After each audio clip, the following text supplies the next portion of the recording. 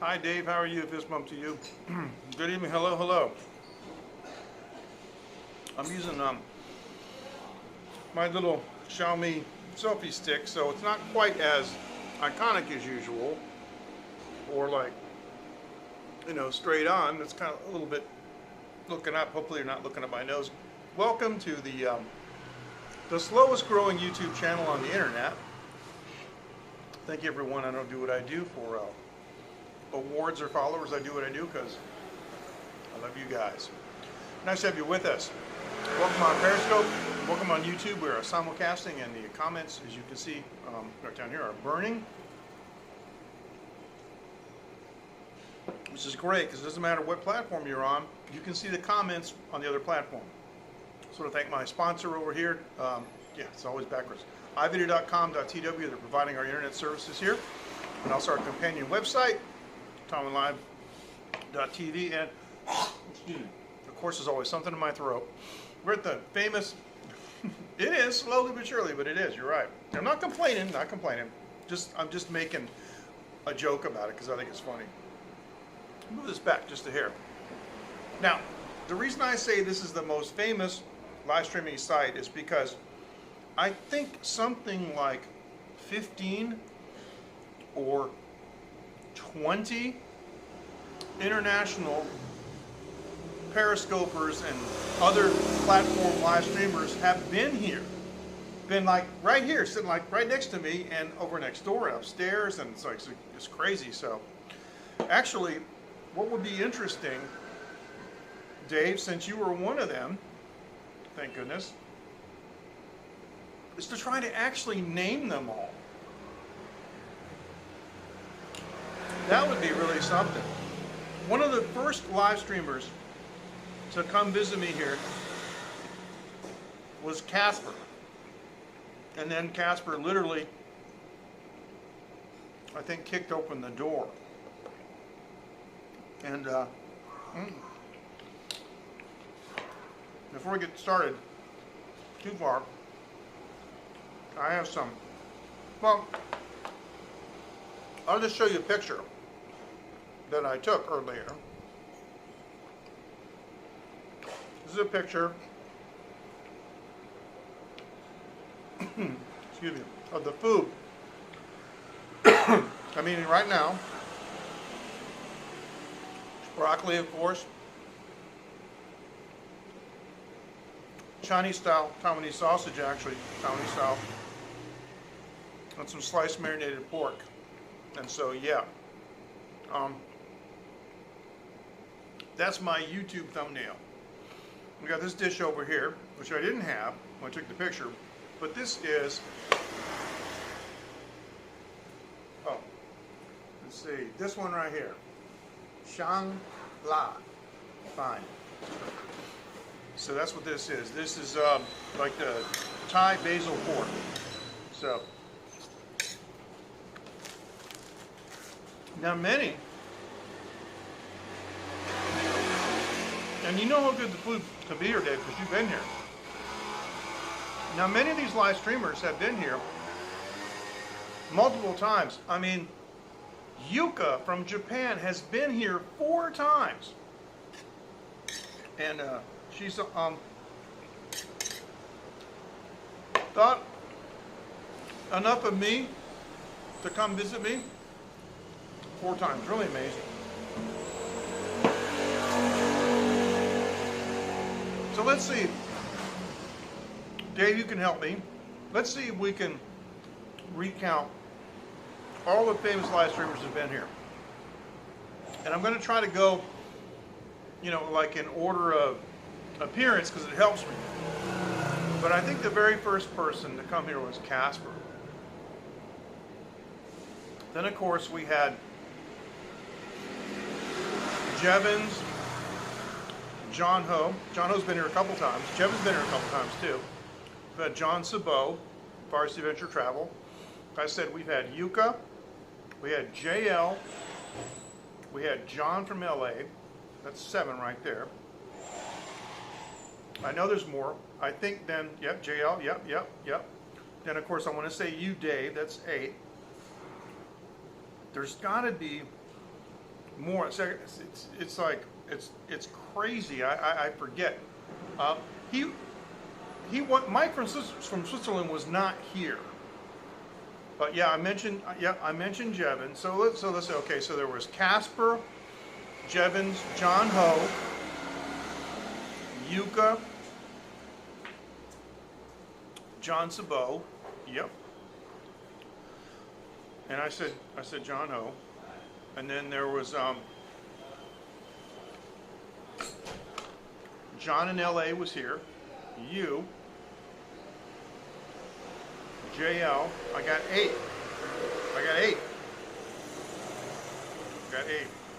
Yeah, I know. He goes everywhere else. He was with those guys in Japan and stuff, and so that's probably why. But he wasn't here. But he's certainly welcome to come.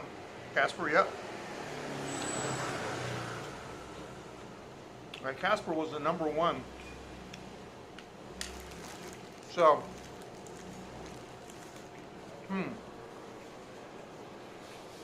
I mean, I know that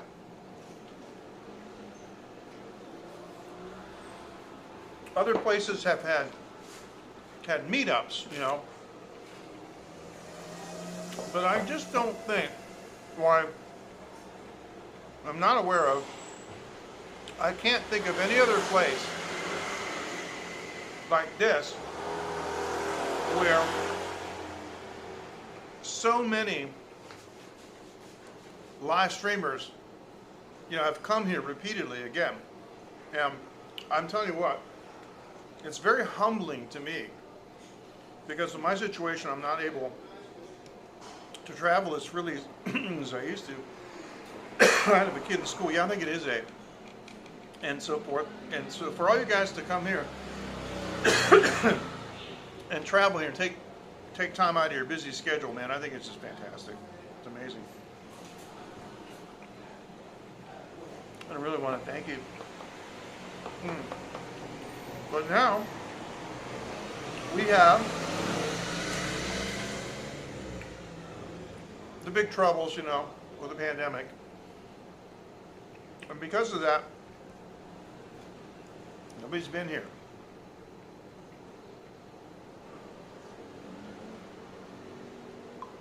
So we're hoping that will change in 2021. Now, I suppose if I do this, I can mute my mic for a second.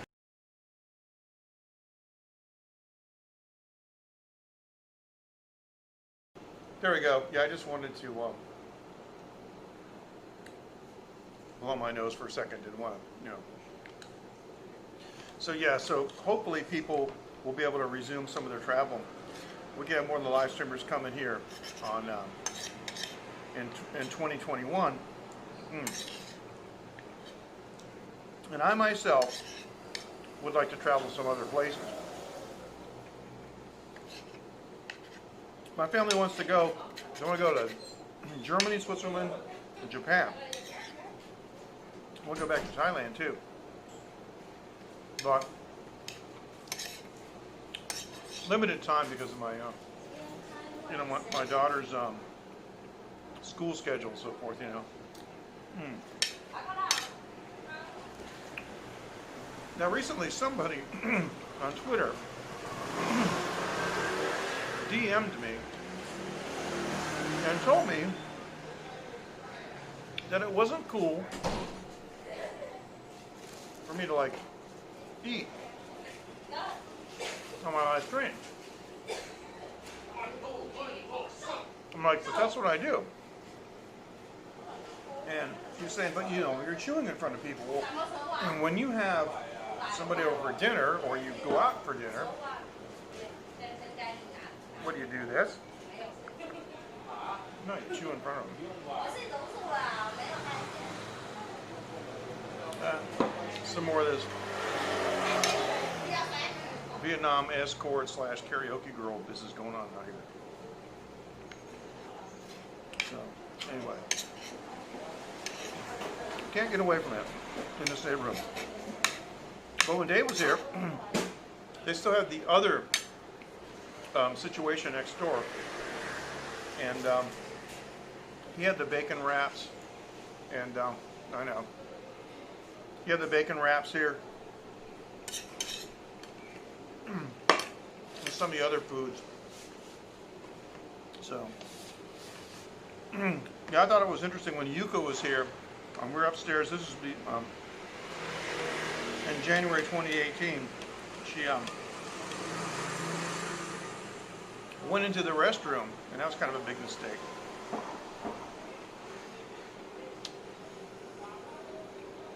Because there were 2 people in the restroom, not one. You can draw your own conclusion.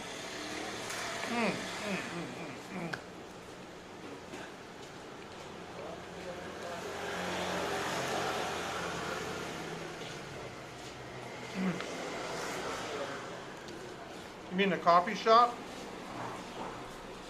Does that mean next door? If that's what you mean, no, but what she did was she rented it to a guy who wanted to do his own business. They call it barbecue. It's not really barbecue. Mostly, he does have a grill, but it's mostly deep fried. So the problem with the coffee shop next door, I try to tell her,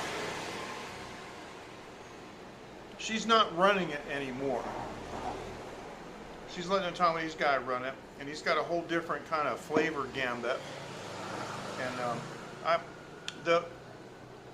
gotta tell you, the Vietnam lady that was running it before, and they also had a Taiwanese lady from Hualien. She was good. I prefer what they were doing.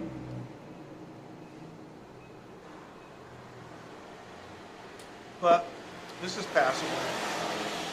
The guy's super friendly too. His prices are cheap, and he's into my live streaming. Oh, it is hers. It is hers. She owns the building. It's just that she was running it herself, and I guess she just didn't want to do it. So she's leasing the space to the Taiwanese guy. He's got his own menu. Now, I didn't think that he would last that long or be as successful as he is. But I was totally wrong. And he works hard. I mean, he doesn't open until like about 6 p.m. But every afternoon about 2, he's over there preparing stuff. He's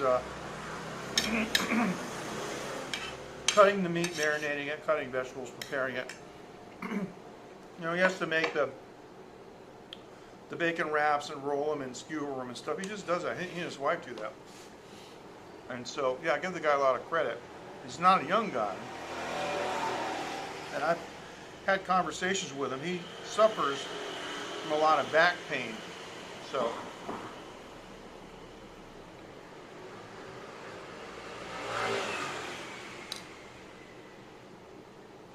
hi Matthew, how are you?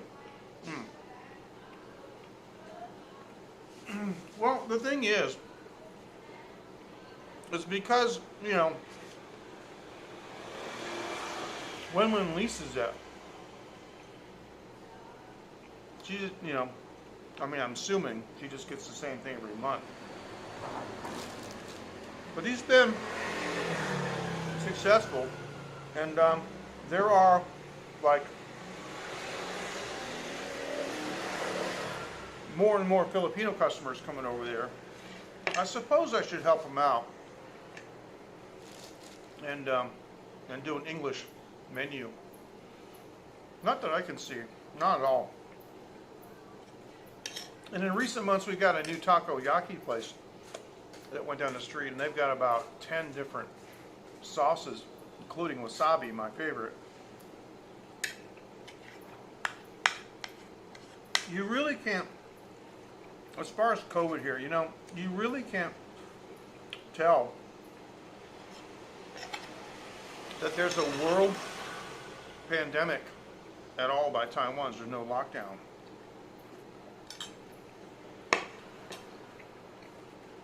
I mean, of course, you know, I have my mask in the little plastic mask minder. I got one in my car, dashboard of my car has a little compartment in it, you know, press the button and it comes up. I've got a mask in there. I've got spare masks in my bag that are unused. And we, of course, we use them, but like right here, there's nobody around. And this part of Hsinchu County, there's never been a case.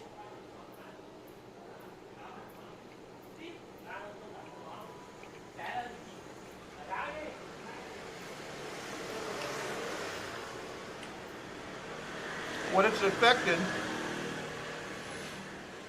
is it's affected the live streamers coming here, and that's about it. Because yeah, it's the industrial park, and yeah. So that's the thing. It's an industrial park, and so it's mostly, you know, foreign factory workers and indigenous Taiwanese, but not too many. This you've been in this neighborhood. It's surprisingly, overwhelmingly foreign. It's pretty interesting. Now, I'm gonna go get another bottle of beer. Now, I want to show you this. It's kind of astonishing for some, I'm sure, but this. Whoop.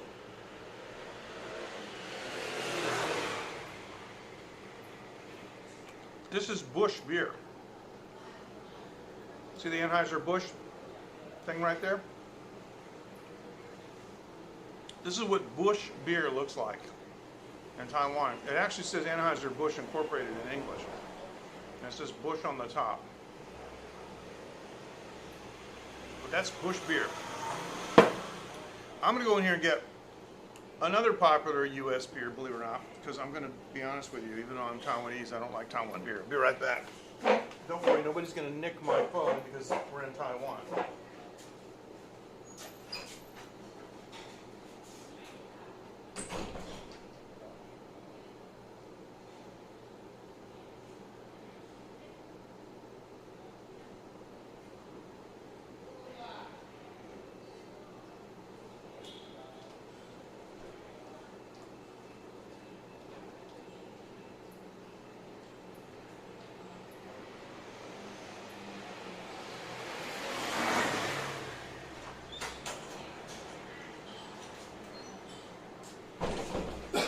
Interestingly enough, Budweiser has been infiltrating this area.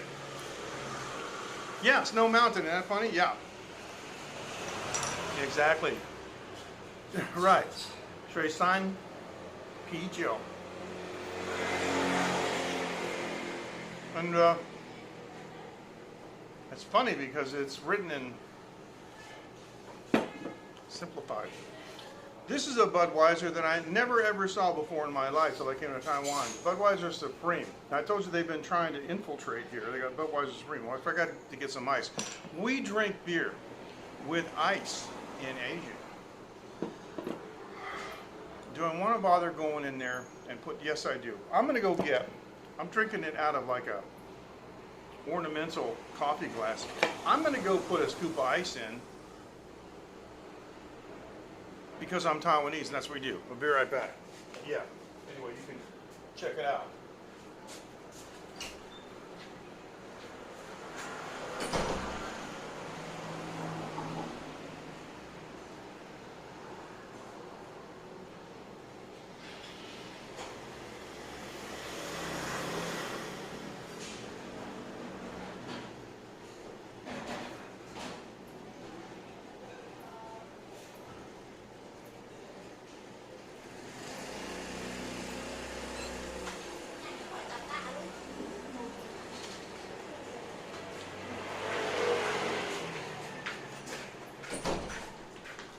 I don't know if you guys saw this, right? Oh, I know, isn't it Budweiser Supreme? I can do this. I can go on the back camera and show it better. But that's the Budweiser Supreme bottle.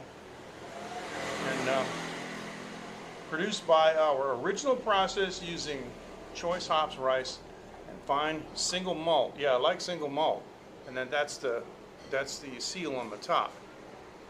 I don't know if you saw those ladies that were leaving, but they're going next door. Evidently, there's clients next door up at the karaoke room, and they brought here in Taiwan. See, these are 700. We don't have like regular little, individual bottles. These are 700 milliliter bottles, or 730. They're 700. And the point I'm trying to make, hey Ken Ron, how you doing? Fist bump. The point I'm trying to make is this would normally be shared amongst, the whole group. And so we have holders that hold a 6-pack of these, and each one of those girls that just went over there has a holder. So they got 12 bottles of beer, and I don't know if you saw when they came out. They had a big, I know, a big pitcher of ice. I know. So I know this is sacrilege to some people, but this is Asia, and it is hot. And even though it's, what is it, September? It's in August, I don't even know. We drink beer with ice. And so this may look bad to many people, but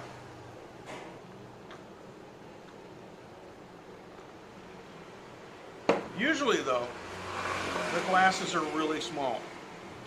And so you can drink them, basically like a shot. So it doesn't sit in the ice that long. Because like, for example,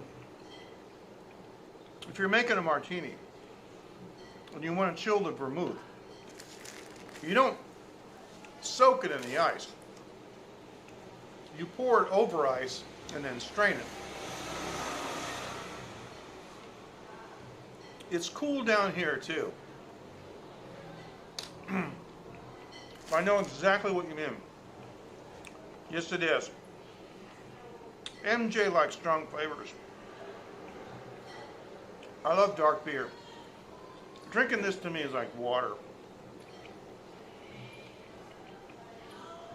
We have that sauna too.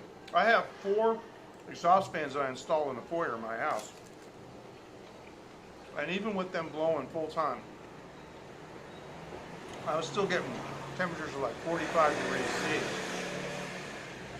It's finally fallen off. It's been good for the studio too. Because the AC in the studio is not running that hot.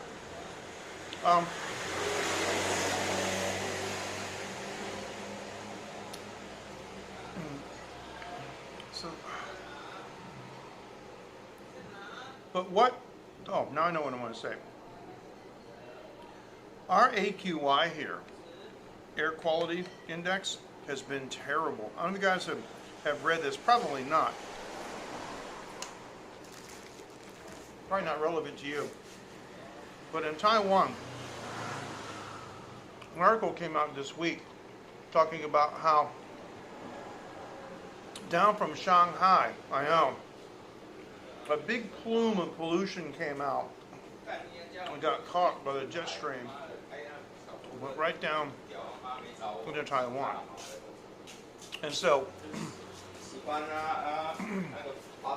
not yesterday, but the day before, I was looking at the air quality app, and the AQI was over 170. The 2.5 was in like the 60s. And so I had all the air purifiers in my house because I use the Xiaomi system. I got like the Xiaomi Echo system in my house. Oh, that's nice, man. That's fantastic, Kent. Yeah, exactly. Thanks, Johnny. Yep.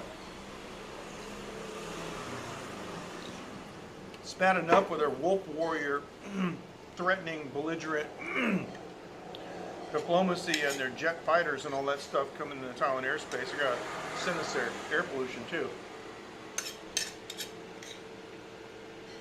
I mean, they took a perfectly good city, Hong Kong, and just to prove a point, they destroyed it because it's a threat to their existence, the CCP, right? Because it proves that, yes, Chinese people can operate under democracy. That's a threat to CCP. And instead, they're going to shift everything to Shanghai, and they're going to make Shanghai the financial center of China, except for one thing. You got to wear a mask and goggles in Shanghai because it's so polluted. I mean, I wouldn't even drink the water there. I've been living in Asia for a long time, and I've been in China 4 times, and every single time I go to China, I get sick, and I don't mean like a little bit, I mean I get like deathly sick.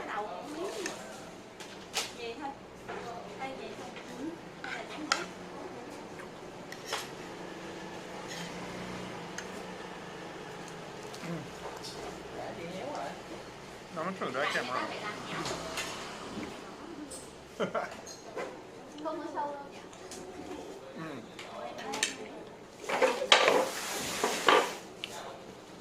That was Wenwen's sister. I'm gonna show you what they're doing in the back. They are cutting the vegetables now.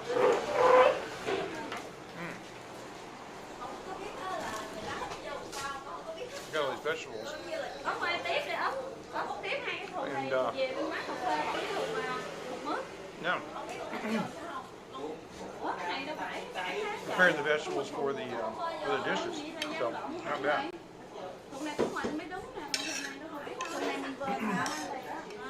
Wenwen is not here tonight. And Vietnamese is not a language that I can speak. There's like, so they're just gossiping, so you're going to hear it in the background. I always get some kind of an interesting bonus here. Yeah. I know.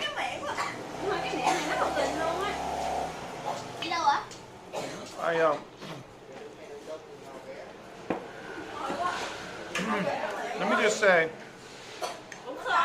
I quickly averted my eyes because that could very well be the case.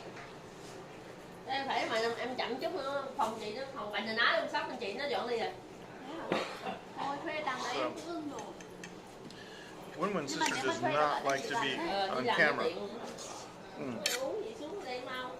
I've asked her, she always refused. But a second ago, she came behind me. Oh, you saw her, might have said. Look at the replay and pause it.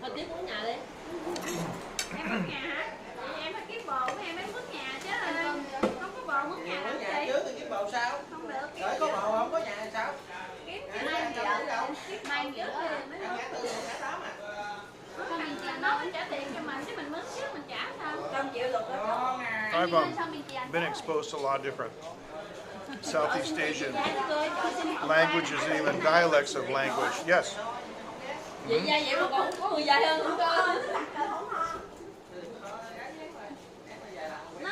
But I am just not used to the sound of this language at all.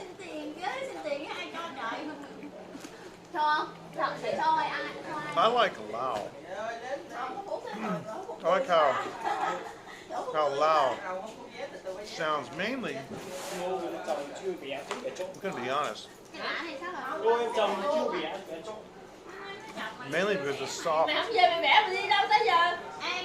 and quiet. I got to pull this thing closer. Some of these folks, right, will do like an internet call, like using Line, you know, or Viber or something, and you swear to God, they think they're yelling across the ocean all the way back home. phim đi làm gì? Công nhận cái dòng để vậy mà sao mà đạp nó sức máu luôn kìa. I do too. Cái vừa đạp mình vừa đá, vừa trước dập mình sau đá. Here's what they're doing. Let's show what they're doing. Không biết là tao nghĩ á nha, để xin ngày nữa đó. Thay vì chấp lên kìa. Nó rồi kêu mình Sáu quan hệ ngày làm thế cho chị lên đây. Thế con cá nó đắp em như này thì ai làm? Nó có trống dòng. Tại cá chị Linh kêu em mình á, anh đi lên này, con cá của ông cao là thích cái tay anh là ơi, anh nghĩ là kêu như ông làm So there you go. Có sao ăn bà đá chấp ra tôi thương bà nội. Tôi bà để giờ đâu mà tôi đi cá bà nội. Trời trời. Tôi cũng lại bà luôn á, bà đá người nói xong tiếp với cô chú với chị trống dài. Chị Linh không uống chân chua à? Tôi đá không hay. Không uống chân chua à? Anh Linh uống không? Ê, Tôi không biết, tôi nghĩ phim ngày đó hồi nãy có cái đầu đây tôi muốn đá đây tôi nghĩ 2 ngày tôi uống không? Tôi đây tôi đá cho tôi này. I'm surrounded and inundated.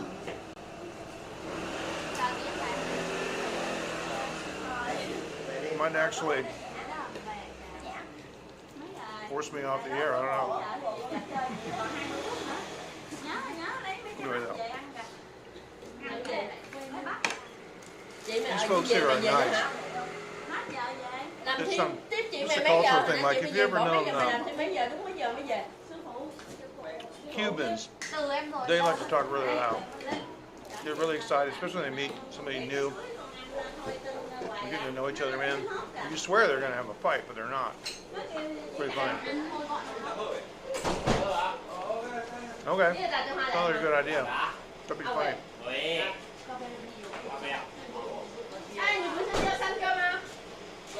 Okay, so some more guys showed up for the big 12-bottle of beer party. And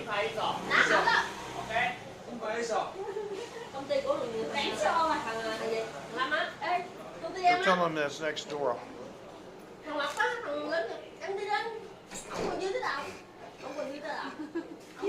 Đào cát luôn. Trời lên uống cái một ly thôi mà. Nó nói anh chỉ cần mày nói là mày xù cái đi là tao cua là lại từ đầu. Cái đầu chứ. Ai? Sư phụ mày hả? Rồi cua lại chồng em. That's a really good idea. Ôi giá nha. Gòn quá đang suy nghĩ. I got my second device. Anh ơi anh làm sao mà để Hello, 100块。 Sao kêu nhiều thế mà đuổi. I can do that. Just turn off the audio and look at the Ê, đợt này chắc lại xong rồi. text Nó output. nghĩ rồi. Nó nghĩ chung mấy tiếng rồi. Ê, hẹn hụt rồi. Hẹn à? Very interesting. Nhưng mà nó nghĩ chung mấy tiếng rồi, nó về mấy tiếng. Cái này là kiểu này đi với thằng khác chứ rồi. Không đi quay lại đây. We'll bây see. giờ lại thử cái công viên này đó coi có công viên có.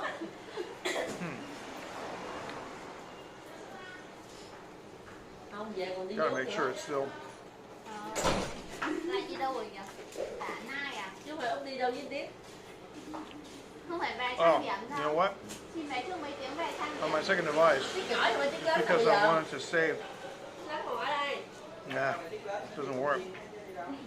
Vậy là cái gì là có chứ mấy cái Wouldn't save space. sổ bị đen nha. I actually deleted translate. Chị lọt sổ rồi. Chị không có vô cái danh bạ đó. Bự quá làm sao lọt. That'd be interesting. So Dave, like, what are you Biết nói là ăn đường khớp tại giả Úc và tiếng không what are you getting? Are you getting like Trải nghiệm. some very interesting traffic? You know, that they're Thử nghiệm cái cuộc sống. it's just innocuous stuff. Ai chứ thử với Tiếp, và Tiếp bà giỏi siêng năng bà cho ngập mặt luôn. See, I guess I don't. Này đó. With the exception Thử of với con Tiết kìa chị nói vậy đó. Wenwen's sister and one of the other chefs, all these other people are new, Cái thùng đó không phải hả? and some of them don't really know who I am, and so I've kind of lost my my pull in this place. I lost my standing, if you will. Tình yêu không Because có table tuổi 10 già used to be nha. like Walter Winchell, you know. This is where I did my find out they broadcast from. Of course, you know, I've been doing this Cái câu già mà nhớ con Linh á, con Linh với bà Thu hồi xưa á. for about Còn em thôi giờ. almost 5 years. Còn em này nè, Nó không biết nói gì. mang về. Em này bọc nào cũng More than 4 years. hết hồn. So Cái Linh nó thật là già. it's easy to understand Ủa có thùng mà nó có 2 thùng bắt một chảo nước. why things would change Chị nói 2 thùng á. in the intervening time. This is how it is. Mọi người nói chuyện lớn quá, người ta đang livestream mà mọi người. Rồi có một chảo nước Tại ở sao nói chuyện to á? Cạnh trụ. Xin làm phê. Vừa bơi vừa. Da cái này một vẻ. Okay, so they're talking about me now. Sôi sôi chi nữa. That I know. Cái này là cả thiên nhiên, không có phân thuốc. Phải không? Cái này ta cho mua chợ. Em mua gì ta trồng ở dưới. Look at this. Phân thuốc người ta trồng ở A whole like box of Ủa ông nội chồng sẵn rồi. of these vegetables. Cutting off the ends of it, kind of a Cái này ha, ăn nó trụng đi một like a curved pruning knife, kind of a strange knife. But that's what we're doing. That's what they are doing, and they're just taking off the end of the stalk, I guess, where the vegetable was attached to the roots. Cái này cải là dưa khác, And then, cải này xanh khác. Việt Nam tôi kêu cải này cải với cải xanh Obviously, khác. at some point, they're gonna Biết là cải bẹ xanh rồi nhưng mà đều khác mà. cut them into the various styles. When I was a young man, I used to work in several Chinese restaurants, and I was in charge of food preparation. I learned how to use a Chinese cleaver, and I know all the food cuts. người ta giao lộ. And even to this day, how they prepare all the meats, all the vegetables. That was a good gig. Taught me how to use a knife. Nước đó. It does, but I don't think it is. Lúc nhỏ bưng cái thùng nhỏ đây còn bữa đó Út còn 2 chị em mình thùng này. I don't think it is. Là thùng mướp nó nặng hơn thùng rau. Thùng cá I'm nè. not sure what Ra it cái is. thùng mướp nó nặng hơn cái thùng rau. Vậy Út dán cái thùng đó đi.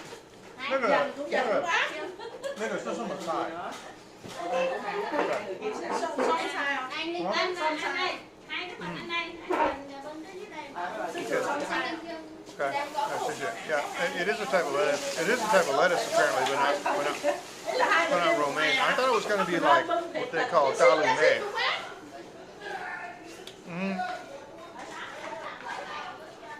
It is a kind of lettuce. And now that we're kind of out of the way.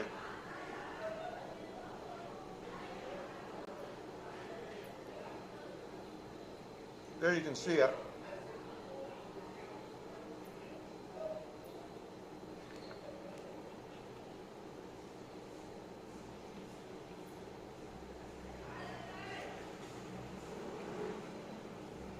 Now, in Asian cuisine, they have a lot of cooked lettuces. Now, here's the thing. I just finished downloading Google Translate because I haven't had it, you know, on my phone for so long that well, anyway, and now they're gone, so yeah, well, they'll come out in a few minutes. They'll come out and get it in a few minutes. They went next door to do something. I'm not sure what it is.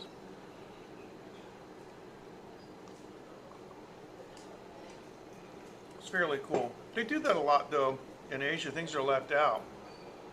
And as a person raised in America, I was always interested to know about food handling and hygienic practices and things. For example,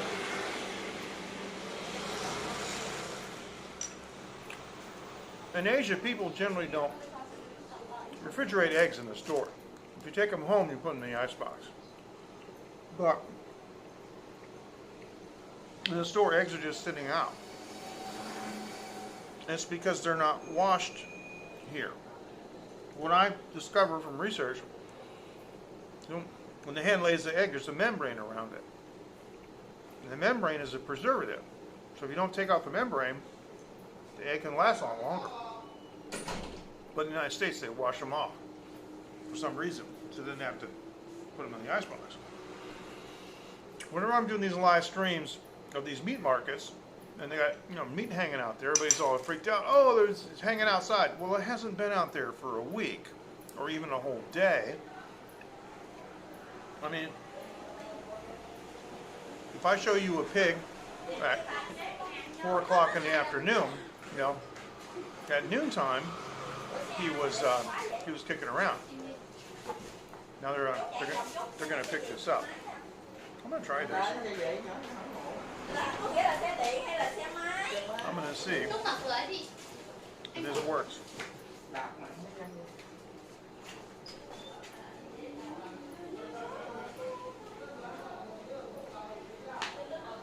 Anyway, yeah, they're picking it up and they're bringing it inside. Now they got corn. I think they're going to prepare the corn next.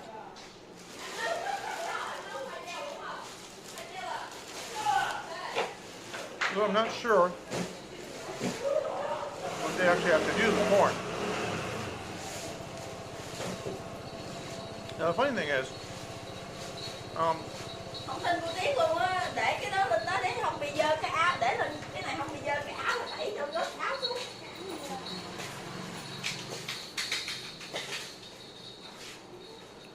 I'm hearing a lot of stuff, but my translator's not working.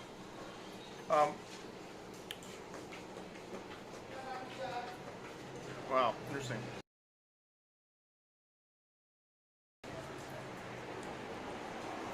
That can't be it.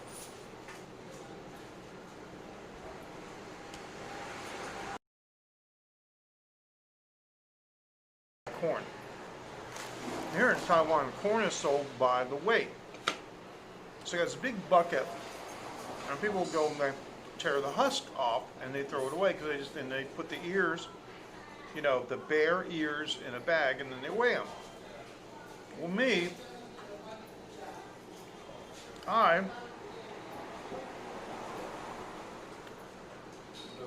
I cook corn in the husk, like Native American style. I just put it on the fire and I grill it until the husk is black, and then on the inside it's perfect because it's steamed, and it's absolutely perfect.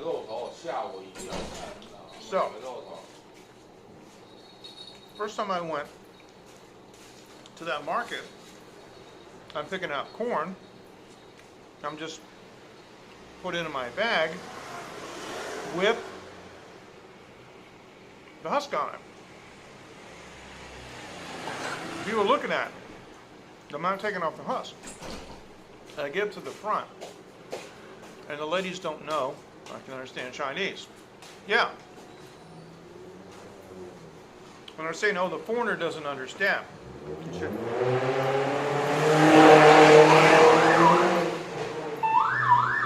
Great.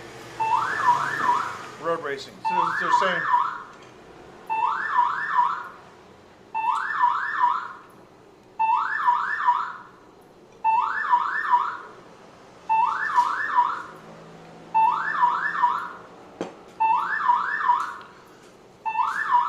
saying is the foreigner doesn't understand that he should take the husks off, and they didn't understand that that I could speak Chinese. So I told them I use the outside of it. I'm like, what do you use it for? I told them I leave it on and I cook it that way, and they just thought I was crazy because I'm paying more. But this is just how conscious the local people were at that time, just to the fact of paying more. I mean, seriously, you're buying corn by weight. I'm buying what, 6 ears? I mean, seriously, how much more money Is it really going to cost me to leave the husk on? You know, it just, it's very, very bizarre. I don't know what to tell you. But anyway.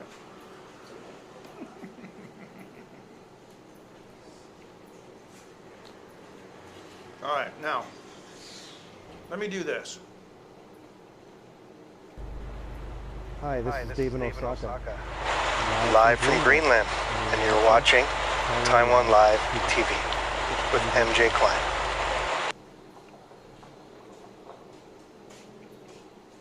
All right. I've been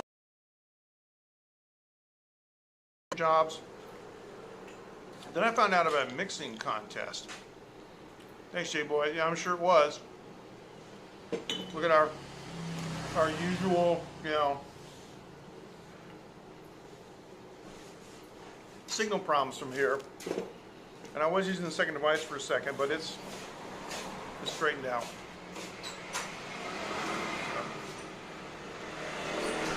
How are you? Fist bump to you. Nice to have you with us. Boy, India and China now, huh? Wow, holy cow. Such potential for friendship and cooperation. I just don't get it, you know. And let me just say, it's not coming from the Indian side. Anyway. So I was busy doing this contest, right? And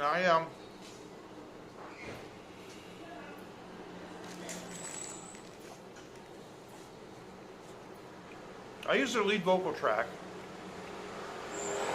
Good. Which is all distorted. Had some really stupid sounding spring reverb on it, I think. So I tightly gated it to really, you know, clip the tail off. I mixed it on an actual console instead of mixing it in a DAW with automation envelopes. I used moving fader automation on the console. And I entered this contest. And the funny thing is, back in the 80s, I must have mixed 100 records like that. Now it's on Metapop, metapop.com. If you search on recording artist MJK, which is what I've been going by for decades in the music business, I've just, like a couple of days ago, put up a page there. Nothing really on it, don't really have many views. But the mix that I did is there.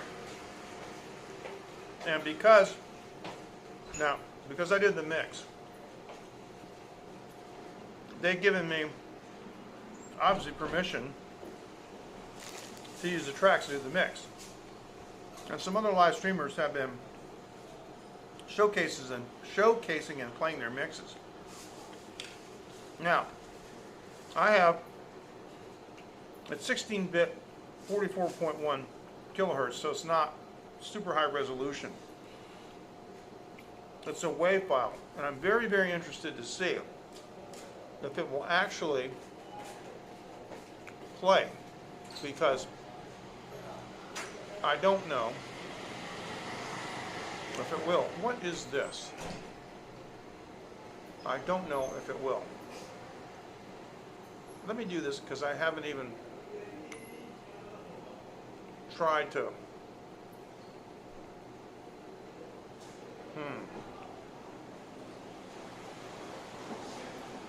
Oh, it's got to be under music. On device.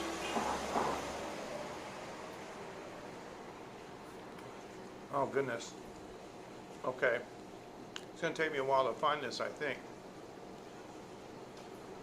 Just give me a second, because I wasn't planning on doing this, but it should be right on here. Yeah, this is it right here. I think this will work. So here's what I need. Sometimes Prism, yes, and that's one thing I was reading today. is that the Chinese definitely do not have the high altitude training. You know, if you see an Indian soldier walk up the mountain, sit down and have a coffee. Don't follow him, okay?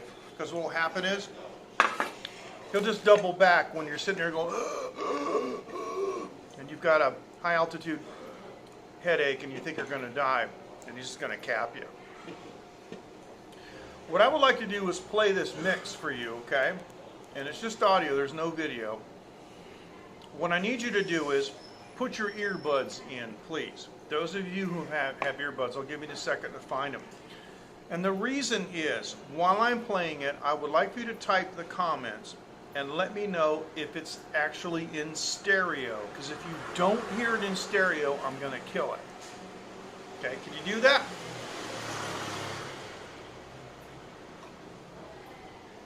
And I just want to make sure that I haven't missed a comment. Okay, good. Yep. And sorry about the pixelation, J-Boy. I know. It's just neighborhood. Maybe in 2 years we'll get 5G here.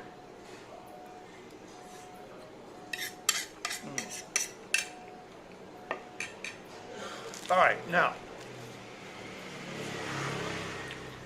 have you put your earbuds in? Maybe your Bluetooth earbuds, your Bluetooth stereo speakers, you're sitting in your car, or whatever. Please let me know if you can hear this in, thank you,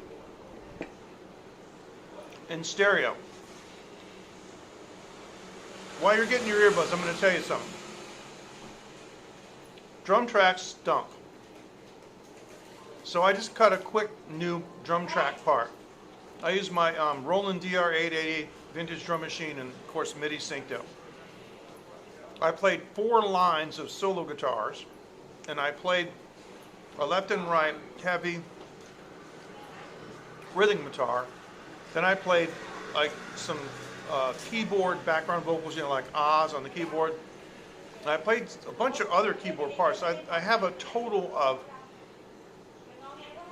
4 parts in stereo. So it's 8 tracks of keyboards and 6 tracks of guitars. Was I kept their bass, I kept their vocals, and I kept their clean guitars. So in a moment, when you guys have your earbuds on, I'll play this tune.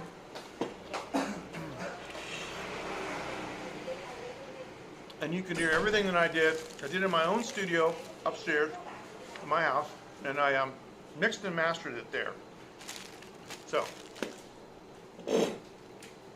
do we have our earbuds?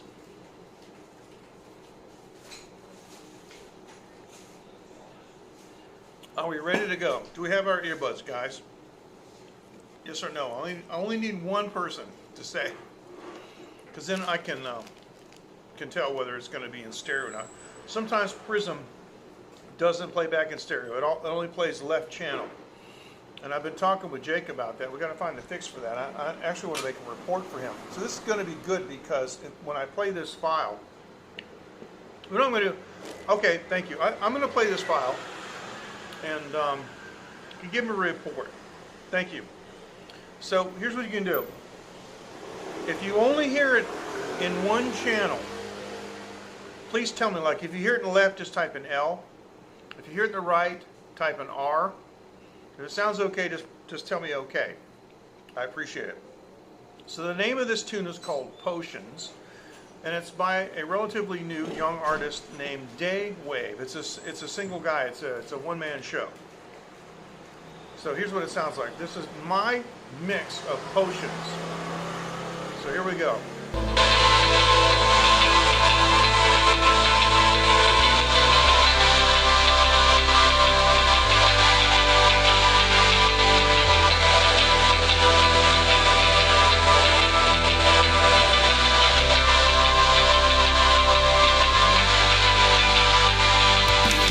If I do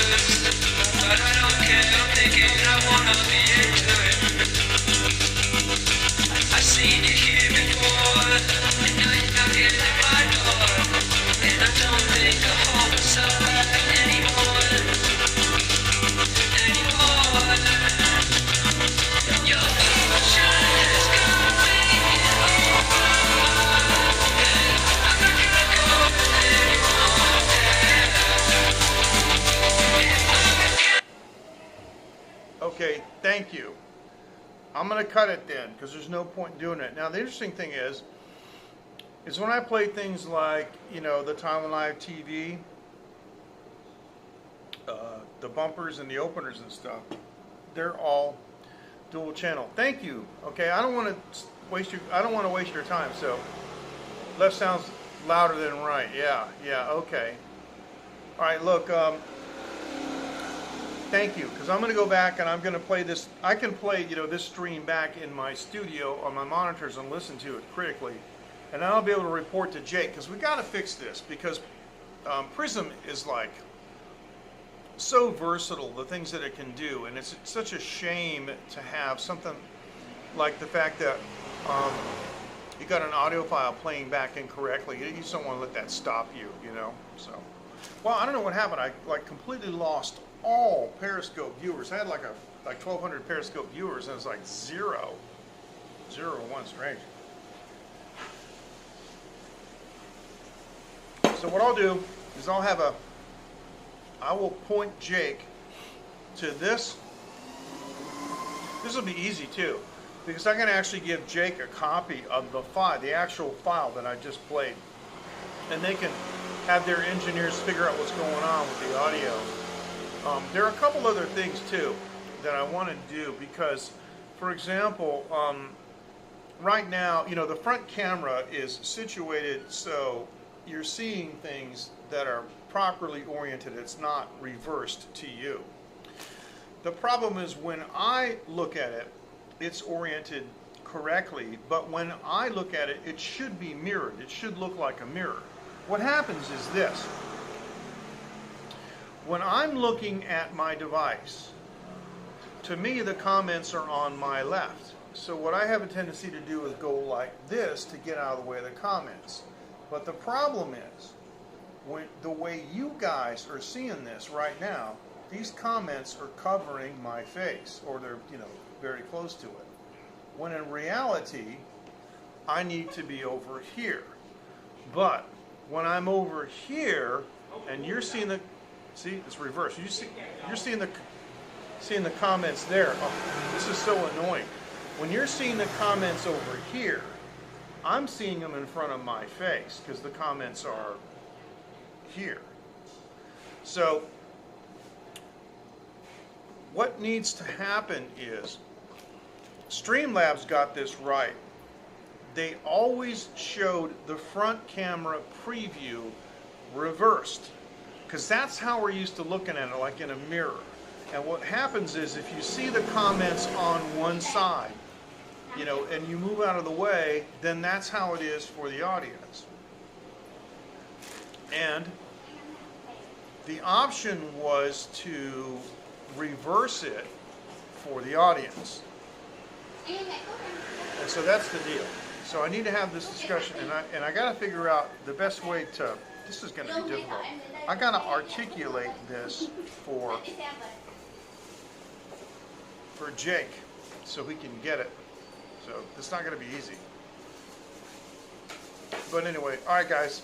Thanks so much for joining. Listen, I apologize. I haven't been on for almost 2 weeks. I have been so busy, legitimately, family, you know, worship. We go to church and stuff, and I got, you know, I got some jobs, and I'm not used to having jobs. I don't have a job, but I'm doing studio jobs, and it's actually been very good. And I wanted to do this mix contest simply because when I heard it, I recognized it. Right, comments are on your left. They're on my left too, from where I'm looking. But you see what I'm saying? This is my left. Okay? And I don't know what that tells you, but there's no comments over here. For me, the comments are over here. So, thanks, Matthew. It was good catching up. I appreciate it. Thanks for your patience, because I have been absent. It's not because, you know, I don't love you anymore. It's because I've been busy. The other thing too is I just want to make sure I have been doing a little bit of, I guess the term is soul searching. One of the things that, all right, I might as well just cover this right here. Thanks, Dave. I might as well just, let me just cover this right now for a minute. A lot of these lifestyle bloggers and so-called influencers, you know, like on Instagram and so forth, they sometimes put themselves in financially difficult situations. There's one woman in particular that got herself into financial problems. So, thank you. She got herself into financial problems because she didn't want to be seen wearing the same outfit in more than one time on Instagram. So every time she did an Instagram selfie, she has to buy a new outfit. And, you know, of course, you know, I'm a live streamer, so it's not like I cherry pick. Okay, thank you. It's like, you know, what you see right now in 720p is what you get, man. There's no makeup, baby. There's no, you know, there's no crew here. I don't, you know, I have the mood lighting, and you hear me, you know, hawking up a rice grain and snorting and everything else. And fortunately, I've never actually audibly passed gas in 5 years, but it's going to happen someday. I'm just telling you. But it's not like I can cherry pick, you know, my photos and how I look and all this stuff. So I know, especially for you on Halloween, because you know you're Elvis, but what are you going to do next year, right? So I know. Which, by the way, I still wish you had worn that or at least brought it to Taiwan. I don't mean wear it on the plane, but I wish you had brought it and worn it here. What I'm getting at is some of these lifestyle bloggers and Instagrammers, they try to make people jealous, and they try to make people feel, you know, like, look at me, look at this life that I've got, you know, and I'm better than you and stuff. And I just really want to make sure that I'm not coming across like that, because you know, sometimes, right, you guys have all been with me, and there'll be somebody that'll come on and they'll say, oh, I wish I lived in a nice, you know, like exotic place like you do, like in Taiwan. And I'm like, well, it doesn't matter. What do you got in your neighborhood and things? And so people generally think if they live in an average city in mostly the United States, is where I get this from, they feel that there's just nothing special for them to show. And, you know, the last thing that I want to do as a live streamer and, you know, on Twitter or on Instagram, because I have, you know, I got Twitter accounts for Taiwan Live TV, for Recording Artist MJK, for Phoenix Media Forge, and for my personal MJ Klein. And then I've got, on Instagram, I've got Taiwan Live TV and Phoenix Media Forge, which is my studio. And I'll occasionally post, you know, a couple things. I'm modest about it, but I'll post a couple things about what I'm doing. But the last thing that I want to do is go, oh, look at me.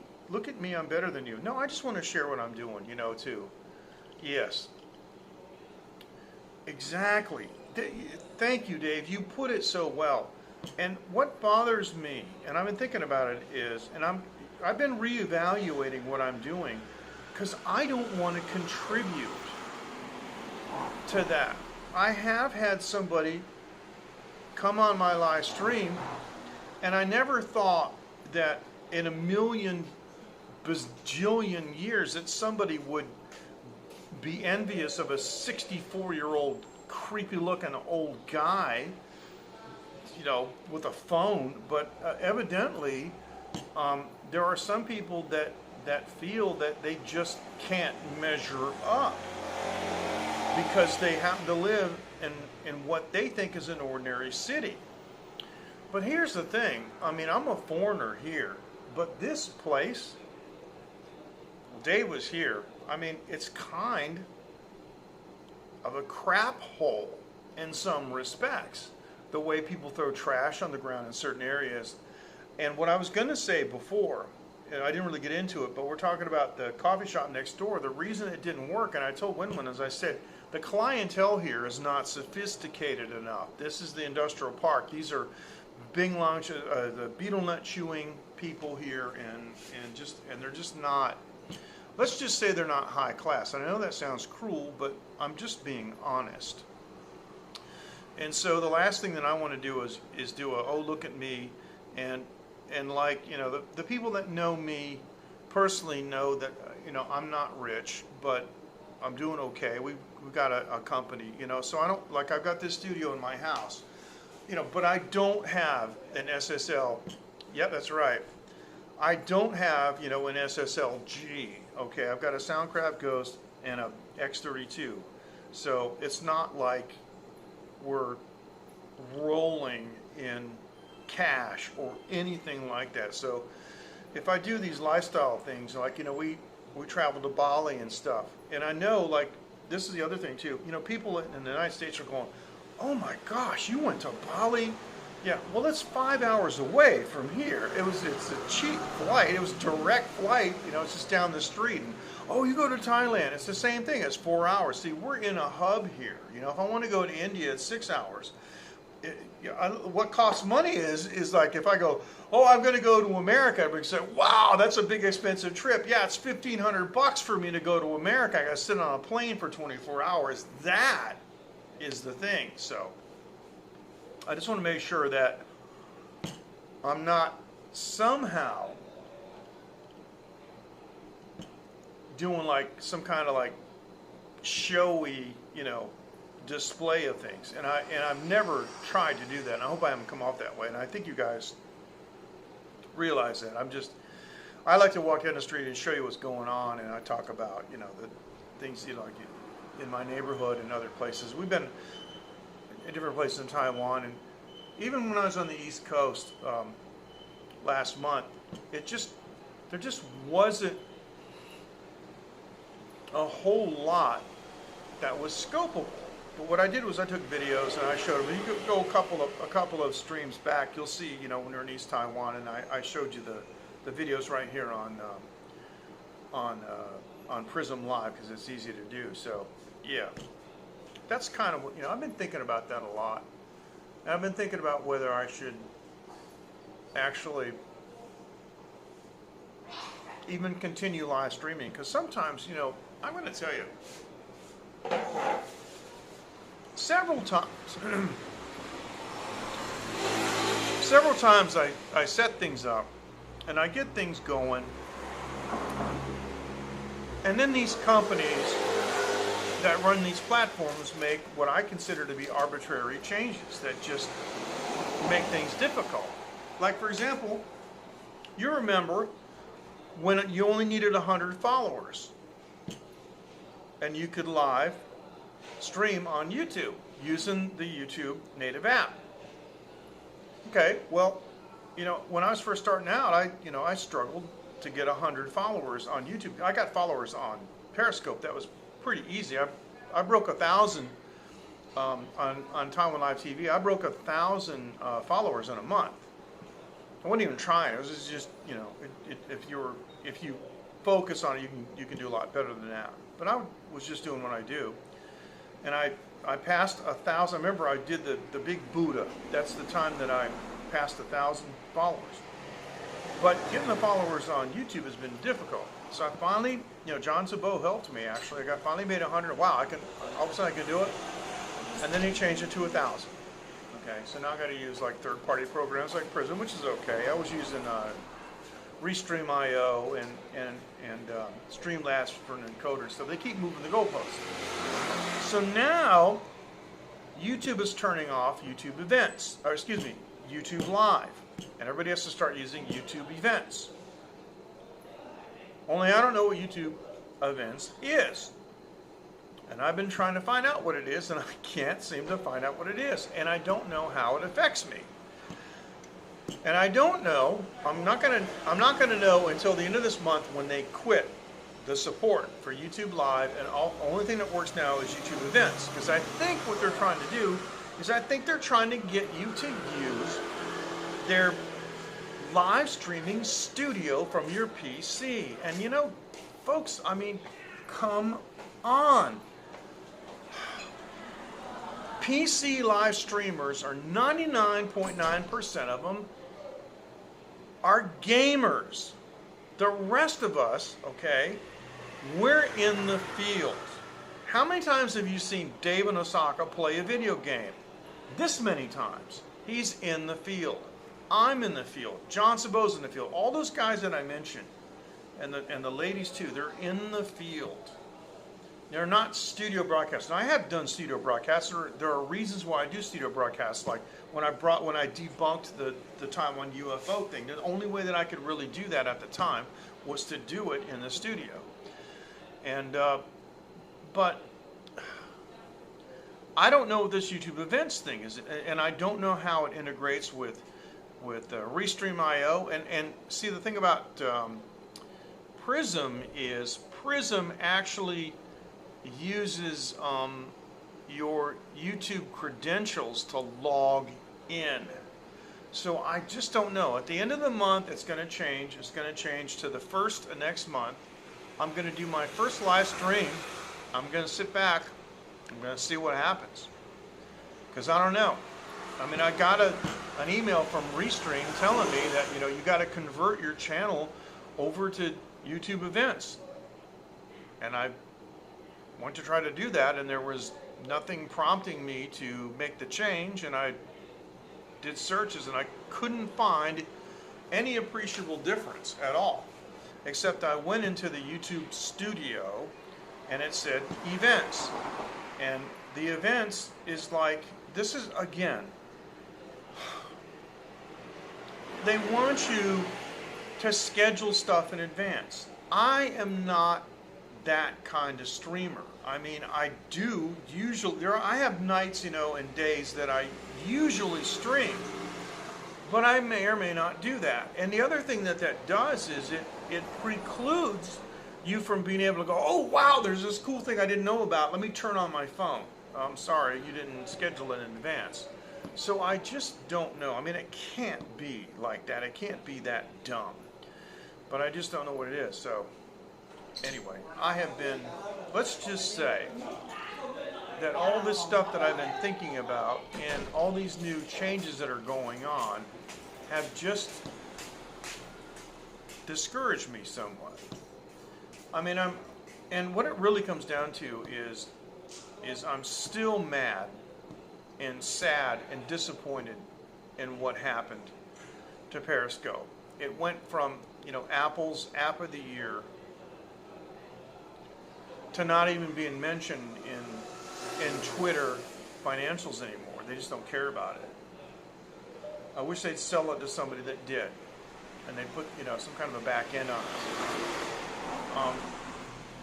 Technologically speaking, Periscope is a phenomenal platform.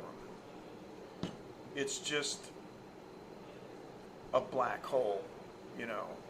And Twitter has made it impossible to even do anything with it because you're not allowed to like record your Periscope broadcast and put it on YouTube, for example, because they own the chat. Now, if your phone records, it doesn't record the chat. And so you see a lot of guys, even Dave does it, they'll upload, you know, the Periscope broadcast they did from their phone's gallery to YouTube, but there's no comments. And they own the comments. And the only thing that you can do, say like with TaiwanLive.tv and BootsyBarbecue.tv, I embed these YouTube videos on those websites. But have you ever seen a Twitter embed? Okay, it looks like it was done in 2009. You know, it's, first of all, it's square. It's not even 16 by 9. It's not HD. It's square. And you're embedding the stinking tweet, not the video. I don't want to embed tweets. I don't want a website of tweets. I want a website of videos. And they're my videos, and I'm using their platform, and it does reside on Twitter, and they can sell all the ads that they want on Twitter, and they don't give me any money for it or anything like that, and I don't care. But why can't I just take that video and embed it on my site? Because once again, Periscope is a technologically superior platform for a lot of ways, mainly because of the speed of interaction. It's just incredible. But no, you're not allowed to. So I'm just saying this because I just want to let you know why I haven't been on that much. I'm kind of a little bit sort of discouraged. But there is a new, it's not a platform, there's a new interface coming out. It's called MMHMM. And the owner's got a great sense of humor. He said that he designed it so that you could say the name of the app while you're eating. So what's the name of this app? It's called And it does RTMP and interfaces with Zoom and YouTube and so forth, and it's got some fantastic capabilities. It does things like, side by side and multiple videos, much like Zoom, a lot like StreamYard and some of these other premium services. And so I've been invited for an early preview, but the preview right now is only available on Mac. So, excuse me, I'm in the queue for the Windows version. So, too many M's and no U. So yeah, that's something that I'm looking forward to using, because you will be able to use that in mobile. But yeah, being able to do that, because I want to do some more interview stuff, and it's kind of a wasteland. Restream has come out with their own studio, and it looks pretty good. But all these companies, they want subscriptions, and I really don't like subscriptions. I like to buy stuff. Like I bought Finalizer, and I'm probably going to buy RX8. I bought Reaper, all these tools. I got rid of Photoshop, I got Affinity Photo, I got Affinity Designer, and they've updated like 7 or 8 times for the same price, and I can put them on multiple computers. And so, but the problem is, so what do? So you get Restream, Premium, and then you have a Zoom account, and then you've got StreamYard and all this stuff, and pretty soon you're paying $250, $300 a month. Well, it's not the money so much, but I really got to stream a lot to justify that, because I don't do this for money, and I'm not going to do it for money. I'm not going to partner with YouTube, and I don't want those people to have the control over me. They're going to demonetize you if you don't stop talking about that. Go ahead, I don't make money from you anyway. So that's how I feel about it. And these things are just tools for me to make money in other ways based on live streaming anyway.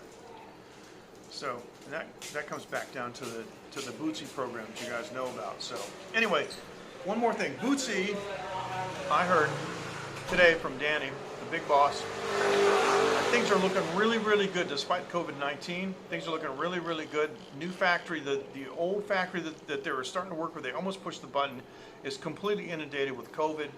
We're not going to wait. There's a small ma and pa operation that's very close to the Bootsy headquarters in Massachusetts, and they are inking a deal.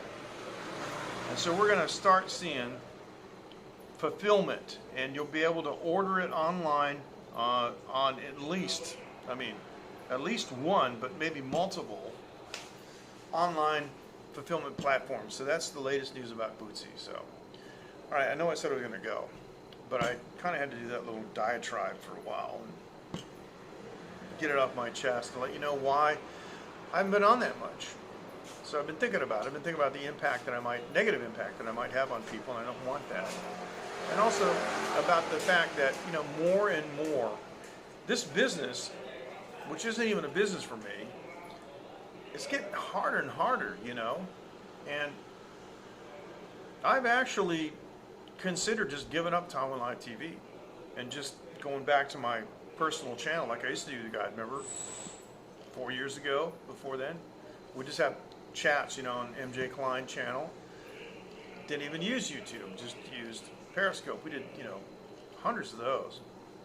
And so, yeah, as long as I'm not putting it on a website, you know, and I can't complain about the speed, and yeah, I can still use an encoder and get a higher resolution rather than the 420p, you know, stock of Periscope. So there's a lot to think about. All right, you guys take care. Thank you so much for joining. I really appreciate it. And thank you for supporting Taiwan Live TV. Please don't follow me on Periscope. Follow me, Taiwan Live TV, without the dot. It's one word, Taiwan Live TV on YouTube.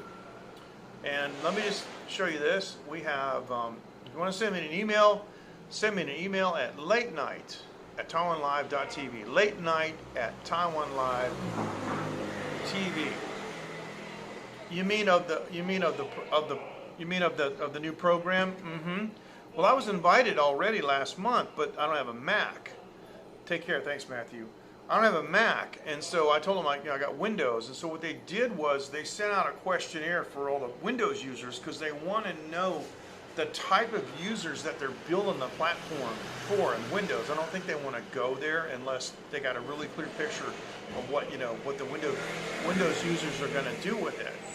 So I explained to them in detail, you know, and replied on the, thanks Ken Runt, I appreciate it. And I replied, you know, on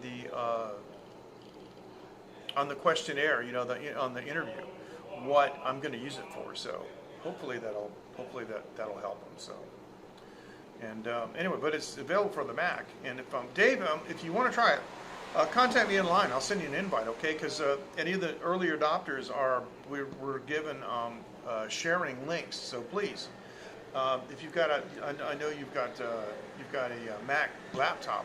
I think it'd be great. So you guys take care, and we'll see you next time.